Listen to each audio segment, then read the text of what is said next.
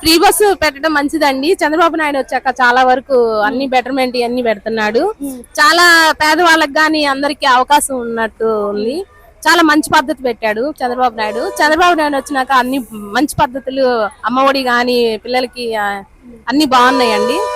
Madam మీరేమనుకుంటున్నారు? కూడా అవేనండి, same feeling అండి. Same feeling. మా సంతోషమే మేడం. ఫ్రీ బస్ పెట్టడం సంతోషమే. Okay, thanks. మంచి పదం. అయినా మీ ఫీలింగ్ ఏంటి? మా ఫీలింగ్ అమ్మగా ఎంజాయ్ చేయొచ్చు ఫ్రీ బస్ కి. చుట్టూ కూడా పట్టుకుంటారు.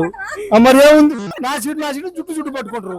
తెలంగాణ ఎటు చూసాముగా పట్టుకుంది. పెడితే బానే ఉంటది. పెడితే బాగుంటది. ఏం లేదు, బానే ఉంది. బాగా వస్తే మంచిదే. పెడితే మంచిదే అంటారా?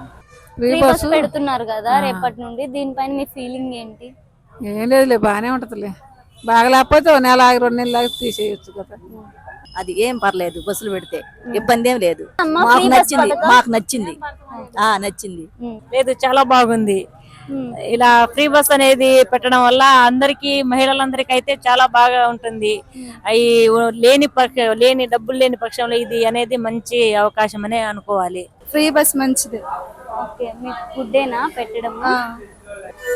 ఏముంది, హ్యాపీగానే ఫీల్ అవుతుంది. హ్యాపీ.